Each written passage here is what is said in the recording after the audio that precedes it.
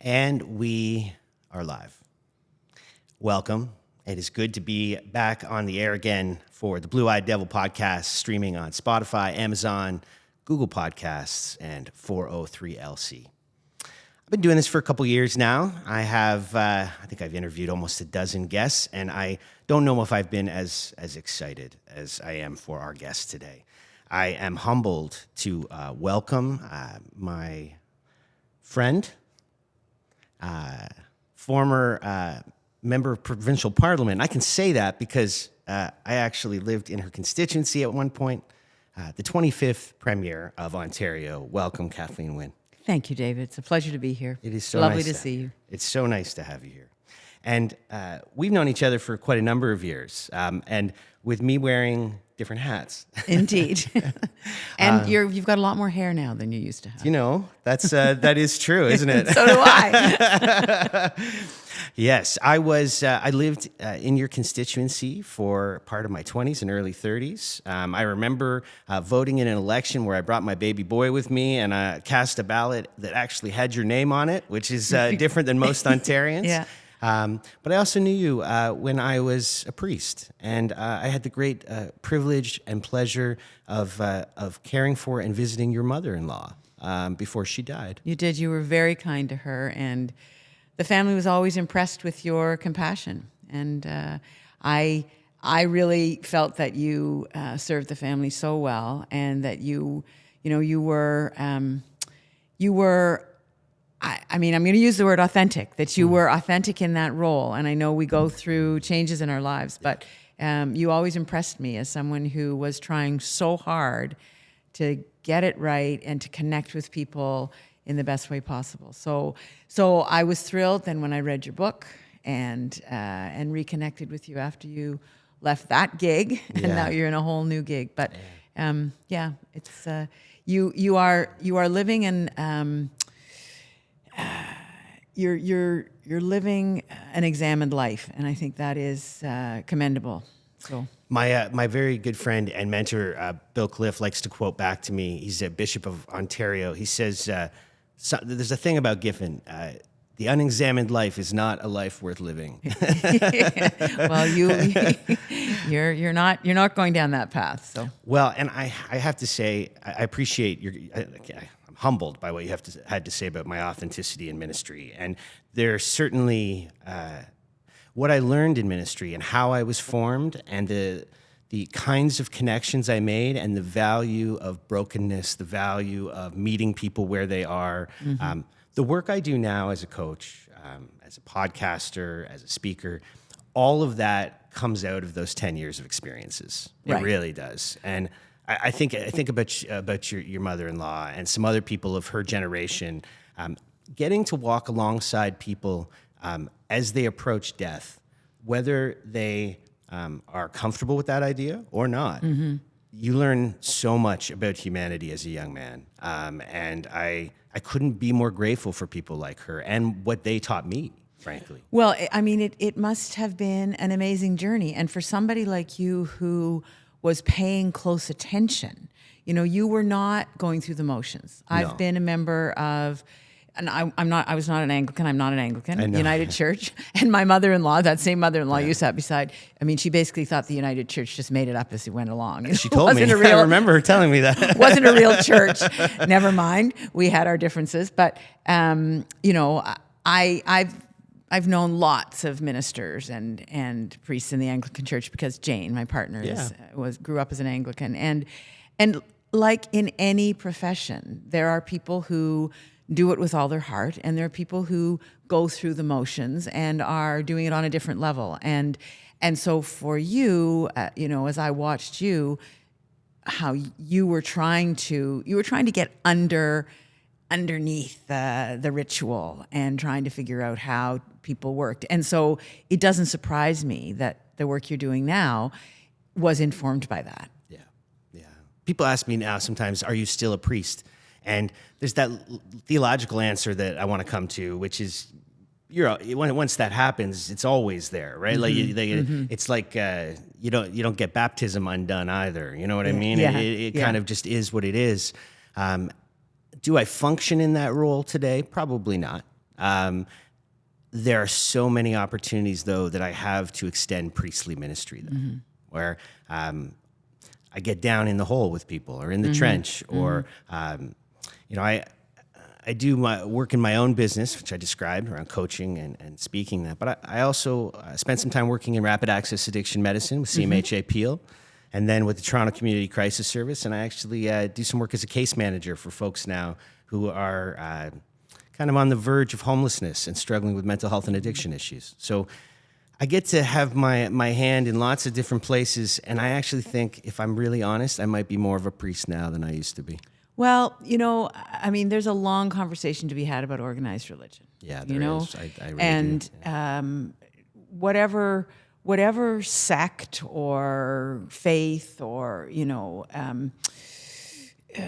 don't know, group you belong to, if we believe that there's a fundamental drive to care for each other. Yeah.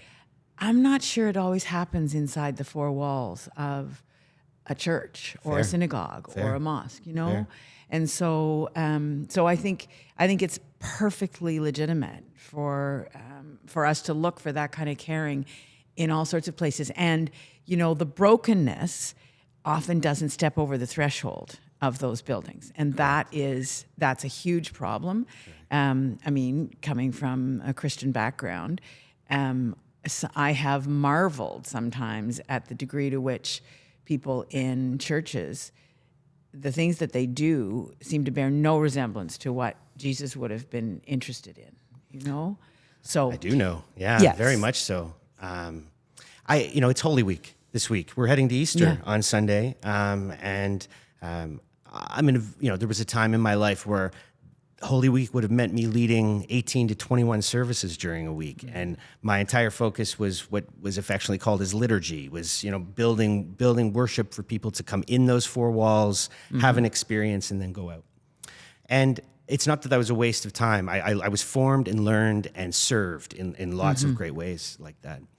Working in frontline healthcare and in crisis, and especially in rapid access addiction medicine, I found myself surrounded by people who looked a lot different than me and had very different backgrounds than me, which was different than the churches I served. Right, in the Anglican Church, it was a lot of white, historically British people. Right, I've learned so much about faith and about religious example and about service from folks who come from outside of my tradition. I served in almost all those jobs.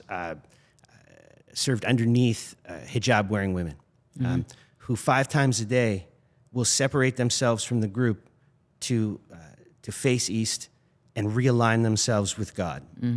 And then would go through periods of their festivals where they would fast. And I could see how difficult it was. And when I asked them about it, they would tell me things like, it's not just the fast, it's the money that's saved from the fasting has to be given to feed someone who can't. I spent a lot of time in church, and churches do great work. I've ran homeless shelters, but there is something to be learned from faiths in other parts of the world, and even right in our multicultural city here in Toronto, about where we may be coming short. One of my early experiences as a kid growing up in Richmond Hill was of a rupture in a church. So I belonged to Richmond Hill United Church with my family. And we had a young new minister came up from the city of Toronto.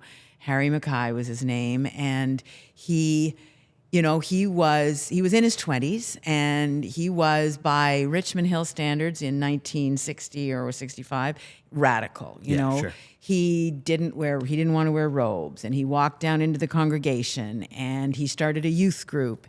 And the congregation literally lost it. They just couldn't handle the what they saw as controversial break from tradition. And my parents left the church as a result of that, and they started what they called a house church. So for 5 years, every Friday, this group of people would gather, and Harry was part of that. I stayed in the church because that was my form of rebellion with my parents. They're How about leaving. that, eh? They're the hippies. What a rebel. Kathleen Wynne, the rebel who stayed in church. Yeah, but it was a really interesting experience for me to go through, to watch my parents trying to live out their truth and me trying to say to them, well, this is someplace that I feel like I belong, and you know what, guys, I can be separate from you, so that's a good thing. So it wasn't about, it wasn't about the dogma, it wasn't about the liturgy, it was about the community and where do we fit and how do we make difference. And I just think that we get way too comfortable in our patterns, and I think that that's to a large extent why churches like the United Church. Now there are faith groups obviously that are growing. Yeah, for sure. The United Church of Canada is not one of them, and I think they're good questions about what needs to happen. And some of the Anglican churches that you're describing are not growing either. The churches that are growing are ones that are diverse. That's just the truth, exactly. right? Whether that's because of, Catholic churches that are filled with immigrants from around the world, or whether it's churches that have really honed in on a cultural group that historically is tied to them. But the ones, like if you go to a church on a Sunday and everyone looks like you and everyone sounds like you and everyone's kids, remind you of your kids, I don't know. That sounds to me more like a clique than it does a church, because churches at their core are meant to reach out and include everybody. They are. I mean, and then I'll just be contrarian for a second, because I don't think we can diminish the importance of community to people. And so particularly right now, with the way social media has fractured us, with the way COVID didn't help this, but the way we've been isolated from one another, for a lot of people, that church, which may look very much like the church that I went to in 1960s, it gives them something. It gives people something. And Jane and I will go to church a number of times a year, and it is because of the familiarity. It is because of the music, and it is that sense of, okay, there's a rooted belonging here that comforts me. I'm not saying that is, a deep faith journey, and I think that I have lots of questions about that too, but I don't think we can diminish that or just negate it, So it's very complicated. The other aspect of this that for me is interesting as a politician, I had a colleague, John Malloy, who now teaches at Laurier. Yeah. And we had many, many conversations about faith and politics and how we do or do not in this country talk about how our faith informs our politics. And very different than south of the border, very right? Different than south of the border. Yeah, very different. And what I'm talking about is, whether I go to church or not, my sense of right and wrong, my sense of morality, my sense of why I'm on the planet in terms of trying to find ways to give back, that is rooted in the church. My grandmother was she was a believer. She worked in the United Church her whole life. And it was part of the moral code of our family that we needed to find a path that was true and that was right and that would serve others. And so, for sure, that has informed my my desire to be involved in good policy making that would help people. So I think that's another aspect of what's the point of bringing kids into a religion at all, into some kind of faith group. Well, it is a way of establishing conversations about, well, what do you believe in?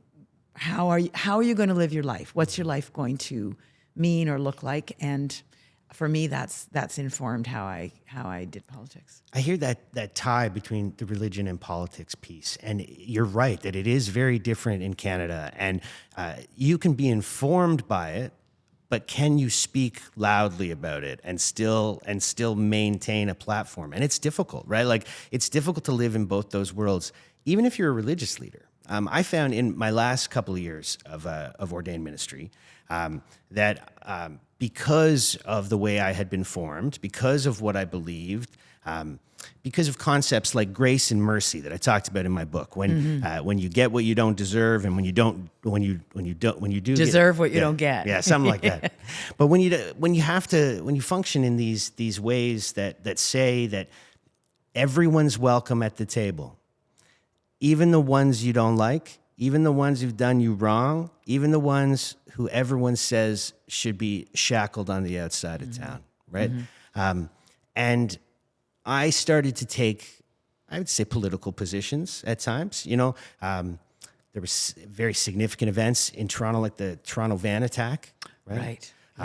Where we had to respond to that as religious leaders when everyone wanted to condemn. Yeah. And there were reasons to condemn. But we have to remember that's a human being, that something happened to, that caused him to act that way. And the kinds of folks that I work with today, I have my executive clients who I'll keep separate from this because I don't mean them when I say this. But a lot of the folks I've worked with in rapid access addiction medicine, in crisis, and now in case management are folks that often, if they were to show up on a Sunday or Saturday or wherever it might be, or whatever religious affiliation you belong to, they would often be made to feel unwelcome. If they were to be honest about their history or their circumstance or their criminal record or their addictions, it's not just unwelcome, they might even be actively encouraged to marginalize themselves. Yeah. I think that's where non-religious community organizations step in, right? Like I think that I would love to see religious organizations do better at this, and some do. Some do great jobs. Let's not be honest. But I don't think they're the norm. I think that they're the ones that get noticed and get articles written about them because those groups. There's an Anglican church on Sherbourne Street. I think it's All Saints that has done incredible work with the marginalized people for my entire life. But that's not the norm, really, and that's why money has to go towards that kind of thing. But I'm starting to see a rise in kind of startup community groups of people who will create affiliation to one another, both online and in person, and it almost feels like church. It has that kind of feeling, although it's just filled with misfits. Yeah. Well, isn't that how churches started? It wasn't Truly. the status quo. It wasn't people who were part of the elite who established early church. So I think, if the institution broke down completely, we would recreate it as human beings in some way, because we want to belong. We want to be part of something. And fundamentally, we want to help each other, but we get really misguided. Yeah. And I was just, when you were talking about your work now, I just read a book called Indictment by Benjamin Perrin. And it is an indictment of the criminal justice system. And he tells a lot of stories of clients and people who have been involved with criminal justice. But at the root of it for me was this conversation about what kind of justice system we want. We talk about restoration, restorative justice, but we really have a system that is retributive and that does not really try to rehabilitate people. 100%. We throw people away, and to our detriment. Yeah. Not just to the detriment of course, to the detriment of those human beings, but to the detriment of our society. And that we do not understand trauma, and we do not understand how early trauma leads to all the kinds of things that you were talking about. And for the most part, the people who are in our prison system. So I think that those principles that we're talking about of caring for one another and, trying to create a community where everybody belongs, if we don't get a handle on our belief around who's good and who's bad, as opposed to damage. And I had this debate as a politician. For example, a policy like the basic income pilot, right? Yeah. So basic income is, to me, an extension of creating a society where everyone has the opportunity to live a decent life. Yeah.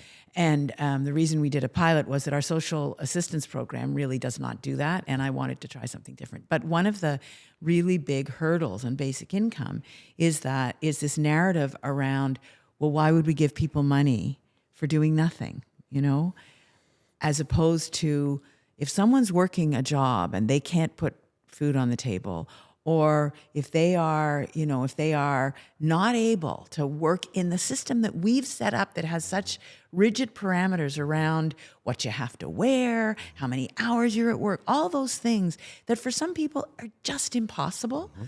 But we would rather have that person living on the street than actually have enough money to be able to live. It makes no sense. It makes zero sense. Makes no sense. And I find I'm so happy to hear you say that. I have to be honest, because I have this conversation with people all the time that for some folks, it's going to be 6 months before they're ready. For some folks, it's going to be 2 years before they're ready to step back in. For some folks, it's going to be 10. And for some folks, they're never going to be ready. Exactly. And so we can either say, because you're as damaged as you are, regardless of how you got there, and I'm damaged too, so I'm not. It's not like it's not a judgment, but as damaged as you are, our society is going to say you're screwed. Yeah. Right. Like that's. I think it lacks wisdom. It lacks forethought. And the truth is, I hear lots of some of my corporate clients, like to, law and order, law and order, law and order, and I appreciate that's necessary on some level, but the way to create more crime is to disenfranchise more people. Right. So when we talk about reconciliation in this country, and we look at the majority of people who are in our prison system, they're Indigenous people and Black people. Yep. That's who's there. And so how can we, in good faith, talk about reconciling and the relationship between Indigenous and non-Indigenous people and ignore the fact that the trauma that has been undergone, intergenerational trauma of these kids, and they're young people. And I can just hear the people the law and order folks who are saying, well, yeah, but if somebody kills somebody, they go, okay, fine. We have to deal with those things. I understand that. But the vast majority of people who are in the criminal justice system get in young, and it gets worse for them because they are sucked into the system. Totally. So we do nothing at the early stages, not to mention how we don't do the things that are needed early on, like make sure they're moms, because it's usually single moms. Yeah. If we're talking about, the population who struggles, there are so many single parents who do not have what they need. And so that's why policies like basic income actually, they are directly related to the outcomes for those kids later in their life. Anyway, yeah. I'm not at that table anymore, so I don't get to make those decisions. But I'm glad you still get to talk about it because you have such a great amount of experience and wisdom to bring to the table. 20 years as a member of provincial parliament, I believe. And 19. I was in elected office for 22 because I was a school trustee before that. Before that. I'm a single dad myself, and my ex-wife and I work very hard to support each other in raising our son Rory. But it is hard to make ends meet in this city. Mm-hmm. It is. It's like with the skyrocketing rental prices, with groceries through the roof, with the standard of living that exists in Toronto. And I do okay for myself, and even for someone like me, it's a struggle. Yeah. So I can't imagine, trying to make it by on a $35,000 or a $40,000 salary. Yeah. There's not an apartment in the city you can afford on that kind of salary. So if you're functioning on your own, trying to raise a kid, it's, you're probably working 2 or 3 jobs. Things happen, and people make kids, teenagers, young adults make mistakes. But at the same time, I've had clients who have spent years in the correctional facilities all over, from prison to jail. And the hard truth is, if we don't find a way to rehabilitate, and not just rehabilitate, but help people find peace, some kind of peace, all the attachments and relationships that they're connected to are going to get worse, right? So we're taking somebody who we think we're going to separate from society so that so people can be safe, they can be safe, so there can be some rehabilitation. But if the only thing left on the other side is broken relationships, broken life, and broken values, I'm not sure how anything's going to get better. I think what ends up happening is more dominoes and more perpetuating of a system that only elevates those who've had opportunity and pushes down those who don't.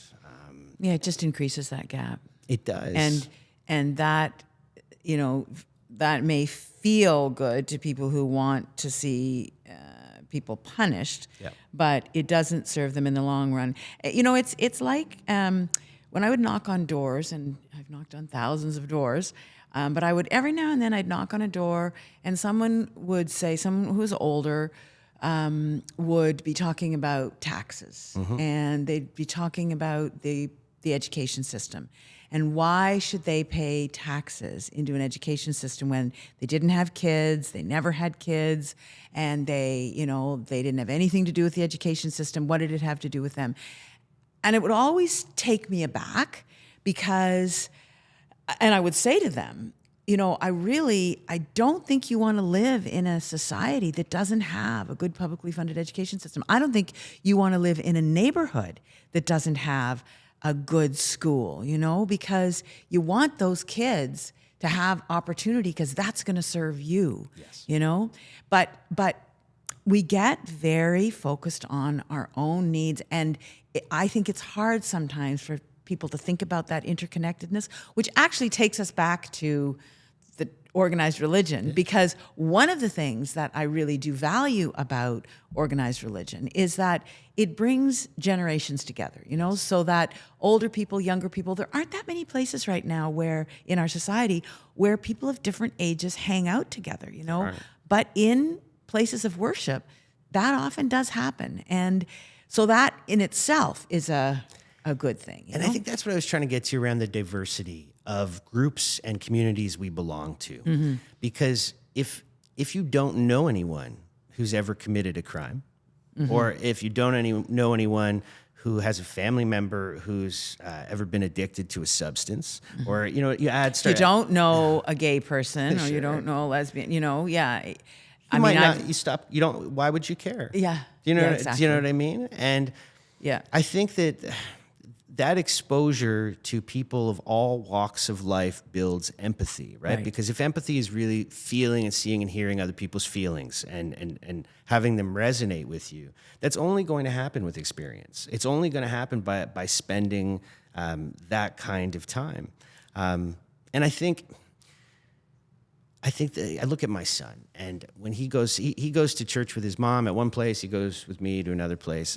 I spend more time when I go to church going to Catholic churches these days for a whole bunch of reasons. But so he has different experiences of church.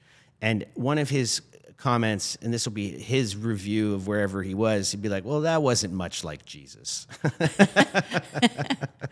And good for him. Yeah, I always laugh at him because to really be like Jesus, it would. There'd probably be some tables being overturned, and there'd be a whole bunch of things happening. But I get what he's saying. Because he's had a good, authentic experience of what God's love is like. And I talk in my book about the different kinds of love that there are, and that agape is the love language of Jesus. It's God love, right? Yeah. It's love that's meant to take everything you've got, your last cent, your last breath, give it to someone else and ask for nothing, right? And I think that if we took a little, it's Holy Week, we're heading to Easter. I'm a former priest. It's worth saying. It's worth saying if we looked at that guy Jesus and see what his life really looked like around advocating for women, widows and orphans, around always being on the side of the poor, breaking bread with criminals on a regular basis. Women of ill repute. Women of ill repute, Yeah. right? Yeah, Yeah. no, and Yeah. I bet you he'd even hang out with a defrocked priest once in a while. I bet you he would. But no, I think that there's something to be said for that about organizations in our culture that can speak prophetically to the wider community, right? Yeah. And I think if we took more of that kind of bent, maybe the politics and religion intermingling could happen a little bit more easily. I think if all we're doing is talking about how, that kind of prosperity gospel that says, God's brought me health, wealth, and all the great things, and my beautiful wife, and my nice car. No, I have no interest in hearing a politician talk about that at all. But if a politician were to talk to me about how they get on their knees 5 times a day to pray because it reminds them how small they are in comparison to the wider community and God. Or they spend hours at a gurdwara making food for anybody who comes. Right. Right. Amazing. I had that experience in Brampton, but I had the experience in India of these massive congregations of people who just make food, and it doesn't matter who you are. You walk in and you're fed, you know? I think we have so much to learn from each other. Yeah. And it has less, for me, it has less to do with the rhetoric and more to do with the action and the human compassion, And that then can inform our political discourse, I think. Absolutely. So you're not in office anymore. No. But I know after you finish here, you're heading up to the university. What are you doing over there? So I teach a first year seminar in September, and I teach a fourth year seminar in public policy in the winter term. And I love it because, a couple of reasons. The main reason is it gives me a chance to hang out with young people for a couple of hours a week, which is so grounding and terrific.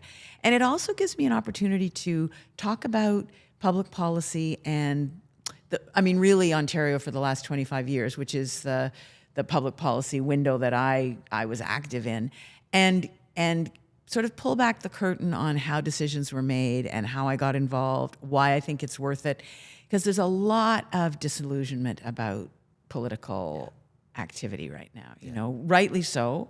It's seen as toxic. It's seen as, counterproductive, perpetuating a system that hasn't worked. And I get that. But what I try to do is just open up my experience to these young people and let them have at me. I mean, we have lots of conversations about whether capitalism is even workable or salvageable, That's their job. Their job is to question everything.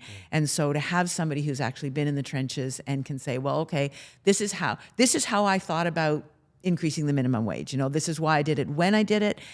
This is how I thought about changing the sexual assault and violence laws on campuses, for example, So we have those conversations, and this is why we brought in free tuition, and this is what happened when we brought in free tuition, and then when it was canceled, these are the people who, by this government, these are the people who were disadvantaged. So we have those discussions. Do the students make you hopeful for the future? Absolutely, yeah, absolutely. They're so bright, and they're so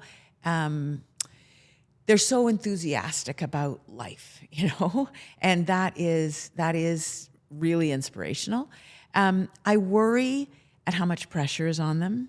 They, many of them are working, some of them more than one job. Yeah.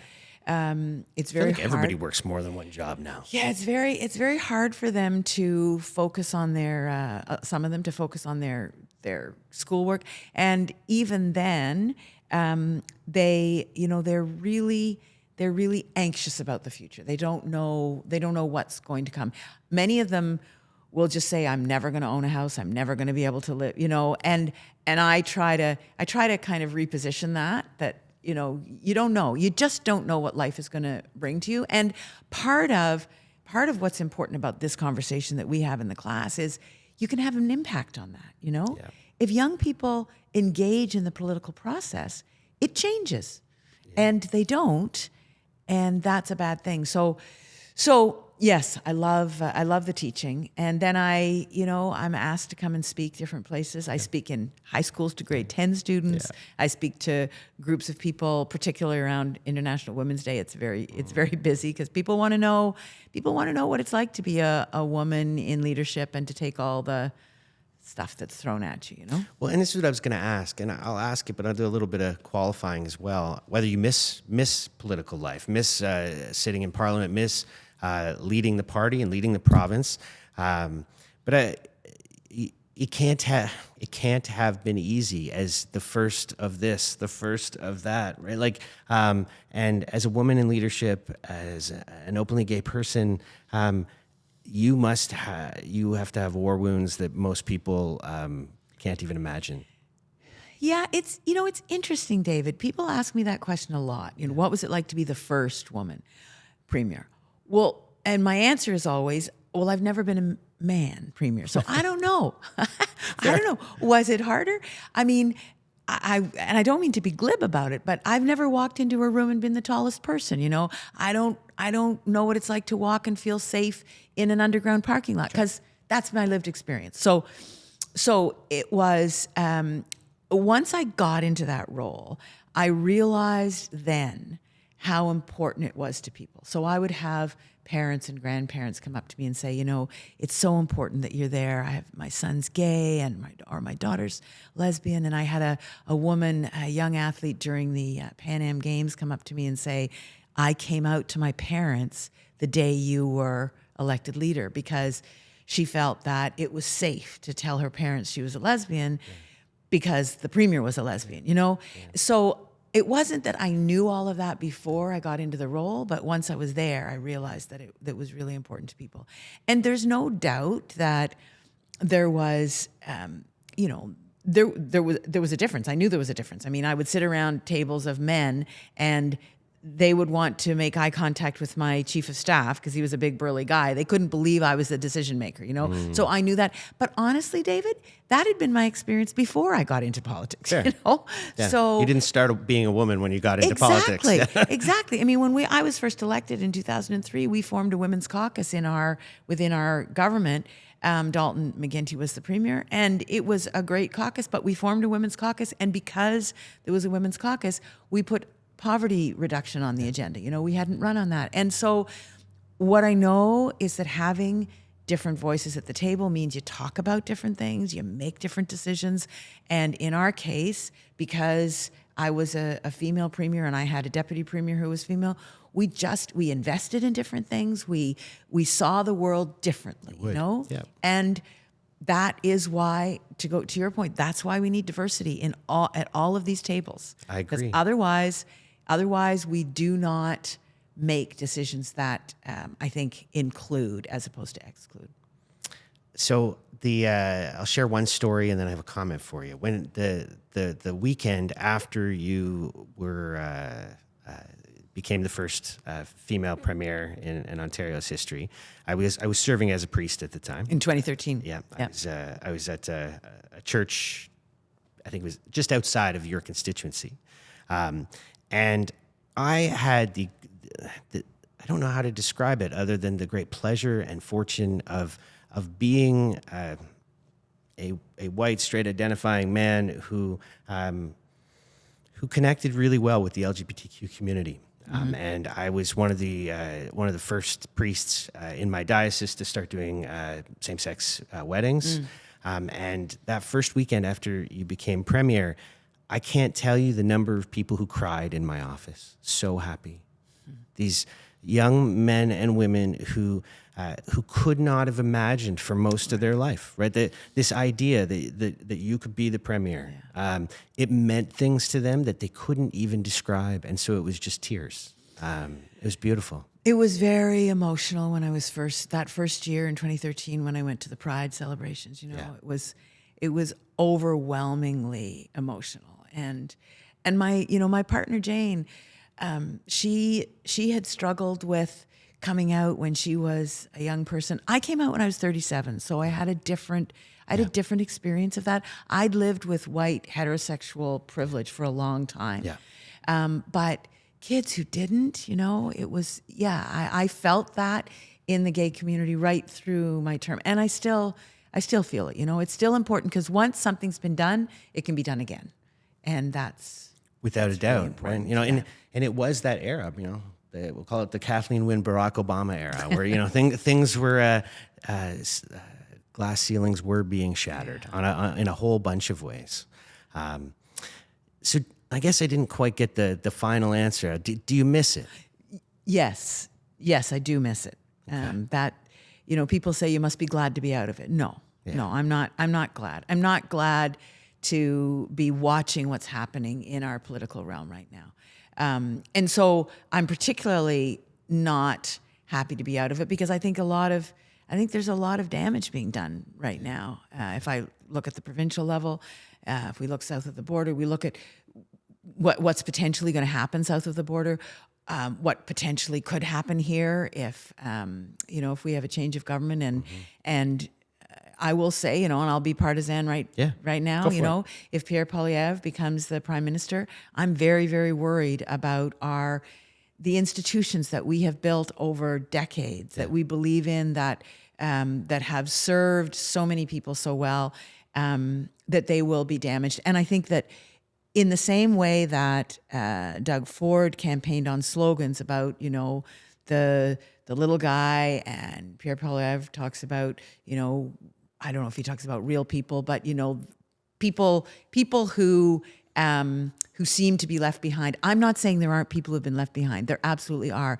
But the solutions, if there are any that are coming from that side of the political spectrum, from the far right, they don't help. They're not going to help. So they will marginalize people more, cutting our institutions, cutting the funding to institutions that are designed to bring people in. They're not perfect, but if we don't nurture them, if we don't try to make them better, then we're in trouble. So I'm worried about what's going on, and so that makes it hard for me to stay out of the public realm, keep my mouth shut. Do you think you will? Do you think that you'll I won't run again. I won't run again. But I definitely have opinions, and when I'm asked, I will give my opinions. Well, I'm glad to hear that. I think I think it's a good thing that your voice is still in the mix, especially with the state of the way things are. And I can't say that I have always voted for your party. More often than not, if I were to be honest about it. But I do see more than just political consequences to the political directions that we're going in. In 2016, when Donald Trump was elected south of the border, I remember at the time, and I'll show my political stripes as well, I felt my stomach just like for days just falling out of my body. I couldn't believe this was real. Yeah. And I watched slowly and quickly at times as rhetoric changed, even in my own community and circles, where things that were not acceptable prior to say or do, all of a sudden were normal. So new permission. I've been talking about this a lot in the last few weeks. A permission for misogyny, for racism, for homophobia, that we thought we had, we collectively, we thought we had, not that we'd suppressed it, but we'd changed the norm, as you say. Yeah. And that's changed back, Yeah. And so I think we have to worry about that, because if we accept that civility is just gone, that we're just not even going to try, then I don't know how we carry on as a community, because things get harsher and harsher, more violent in terms of language and physical violence. Yeah. And I think we're on the wrong path, Yeah. And so it's worrisome for me in terms of the political realm, but it's worrisome in terms of the direction of our society. Yeah. And I don't think it's a trivial concern. And I do think this is where we as Canadians now have something to offer. I think that we have begun, and I'll say begun, it's more so in some places, but we've begun a process of truth and reconciliation, right? Kind of as a DNA changer in our society. And I did a lot of study on truth and reconciliation before it became kind of Canada's norm. Being formed in the Anglican Church, I did lots of study on South Africa, on apartheid, and the role of Nelson Mandela and Desmond Tutu, and studied under a priest at one point who spent lots of time going back and forth to the Diocese of Umtata, which is a rural diocese in South Africa, and hearing stories when Bishop Sitembele would come and visit about criminals who had done just atrocious things.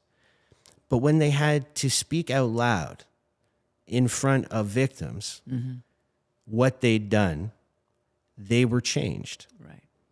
That it's when we are put in a bubble that, I'm trying to remember, like an echo chamber, right? Where Donald Trump lives in the most, it's not even big, it's a tiny little echo chamber filled with anyone who will say anything that he likes. Yeah.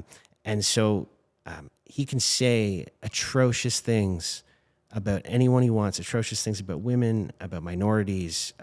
And lies lies. about how the world works, and about his own actions. It's frightening. I think the truth is, if you were to dig down into that psyche, you'd find a pretty broken person who really just needs a mom to love him, right? Like, I don't mean to say it that way, but the more I read and hear stories of truth and reconciliation about people who've done terrible things, who really do wrestle with it, and then have to wrestle with it in front of those they may have hurt or those like the people they've hurt, there's actual possibility for movement and change. Well, that's exactly to go back to that book that I talked about, Indictment. Yeah. That's exactly the vision for a restorative process that he holds out, and it is related to our national attempt at reconciliation, but it is also on that individual level. And years ago, when I was a community mediator, we looked at models like community conferencing that I think is from New Zealand or Australia, where people are obligated to do exactly that, surrounded by the people who they've affected, the community that has been hurt by what they did, and in talking about what they did, that changes, and the community takes on a different responsibility for the path of that person going forward.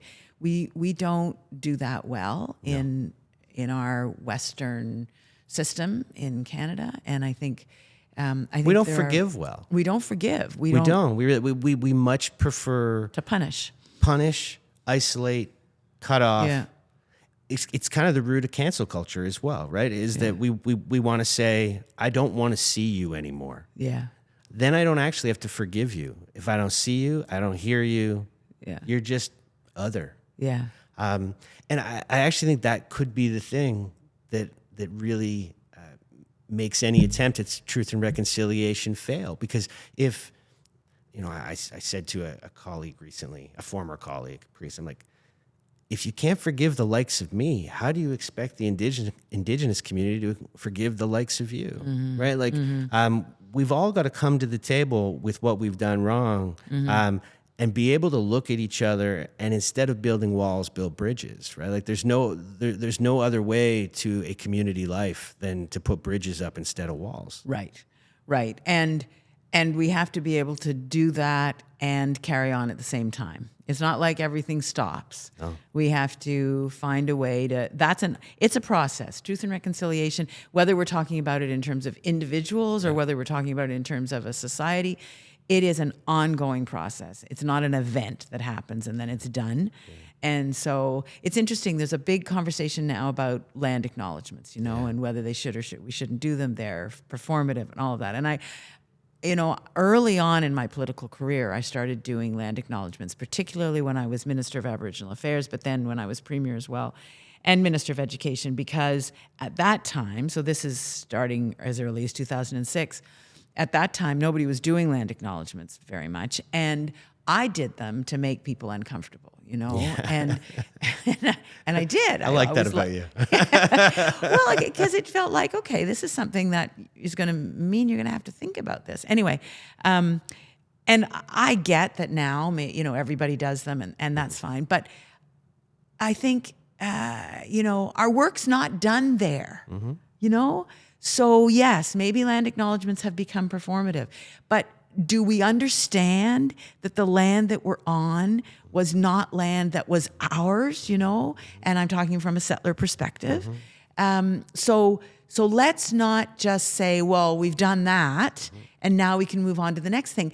We have to internalize some of these things. We have to understand what has happened to people. And when people say to me, well, I don't understand intergenerational, what are you talking about? So stop and figure it out. Read something about it, because lots out there. Because the trauma that's handed down from one generation to the next, from a family to their children, to their grandchildren, yes, it is hard to understand, but it is important. And if we don't get it, then what you're talking about in terms of really forgiving ourselves and forgiving each other, it's hard to make that happen. I totally agree. And I think that we are seeing a difference. And I see the big, we talked earlier about the education of children and how much that matters, investing in that. I look at my almost 11-year-old and the kinds of education that he's had on truth and reconciliation, the kind of education he's had on history of Canadian people, the kind of education he's had on sex ed, which I will give you lots and lots of credit for. If I had had any of those things, never mind all three, the more complete, more vulnerable, more empathetic person I would be, and someone who would not make as many mistakes, right? Like and he sees these things as normal, right? Like he does. This is the life that he has, right? Because this is how he's been educated. So when you ask me if I miss politics, yeah, I do, because my hand is in all of those things. Yes, it is. We changed the curriculum in the province. We made certain things mandatory in terms of the rewriting of our history and our relationship between Indigenous and non-Indigenous people. And so it makes me deeply happy when I hear kids talk about those things in a way that means that they understand that we didn't do it right, that Canadian history did have a lot of injustice in it. And when I hear kids talk about in Ontario, trans, oh yeah, we know about that. We talked about that in school. That's a really good thing. So when we go back to this conversation about the new permission to move backwards, what's going on in Alberta, what's going on in Saskatchewan, this weaponizing of parents' rights, that somehow a parent's right is to withhold information from their children or to marginalize their child. That's wrong-headed, and we have to push back against it, because it doesn't prepare kids. If they don't have information, it doesn't prepare them for the world that we want them to live in. Totally. It doesn't prepare them for the world I lived in. Never mind the world that exists now, because it's real. Exactly. You can't walk back from it. Yeah. So we're listening to the Blue-Eyed Devil podcast on Spotify, Amazon, Apple, and 403LC. And usually I do rapid fire as we get close, but I'm going to do something a little bit different. I'm going to ask some questions that I'm curious of the answers. I really am. And I'm going to start with one. I hope you'll answer it. Who's your favorite conservative politician? I really like Jean Charest. I think he was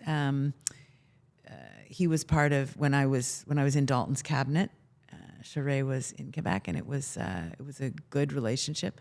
I think he's a really interesting guy, and really understands the country in a way that a lot of us don't. What is your biggest regret in office?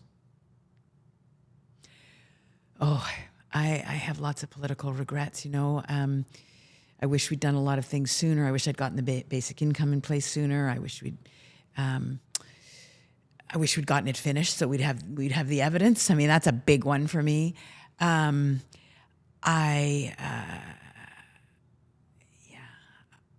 think that's probably the biggest one, because if we had the time to transform the social assistance program, I think it would have made such a huge difference to our society. You know, so that's a big one. But there are all sorts of other things that I was impatient to get done.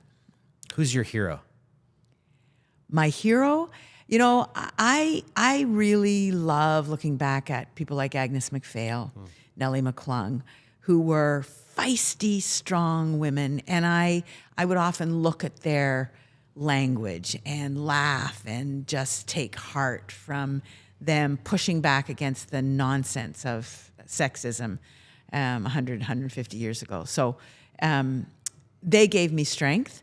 And then the modern day versions of them, you know, people like Nancy Ruth, people like my mentor, Sheila Ward, who was her own broken, sweet person, but she encouraged me and helped me. So strong women. Very good. Thank you for answering those. So You're welcome. They're just little ones, but I will share a quick story before we finish up. And you know, I've gone through my own trials and tribulations in life. You know, I've talked on different episodes of bouts in my life. After a fractured ankle, I struggled with addiction to oxycodone. My marriage failed. My career went here, there, and all over the place. And, you know, I wrote a book that got a little bit of attention, sold some copies, opened up a new life for me. But I will never, ever forget a morning. It was a July morning. I opened my email, and there was an email from you telling me you'd just read my book, how much it meant to you, and that you'd love to sit down and talk with me about it. And I was sitting with a couple of friends at the time, and I was actually in between work at the time, and I wasn't really sure where I was going or what was going to happen next. And I couldn't have been more overwhelmed with I want to say pride, but it wasn't pride. It's the wrong word. I was just overwhelmed by your kindness, because you didn't have to do that, and it really meant such a huge thing to me. Well, I remember having read the book, and I kind of knew where you were at. I was worried about you. Yeah. You know, I was worried that I loved the book, and it was so honest. It was raw, but it was honest. And I just wanted you to be okay. And you are so okay. Some days. You've so landed on your feet, and I can say proud. I mean, I feel proud of the journey that you've taken and that you've landed where you are. And, you know, your son is very lucky to have you as his dad.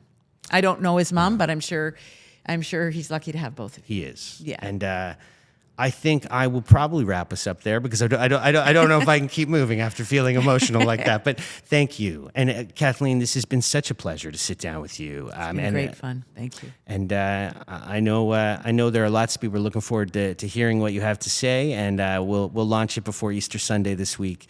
Thank you. It's been such a pleasure. Thank you. And you know, I hope that you continue to walk this path and help people understand what you've been through, because that will help them. So thanks for having me. Thank you. This has been the Blue Eyed Devil podcast on Spotify, Amazon, Apple, and 403LC. Be well, and we will see you on the journey. The Blue Eyed Devil.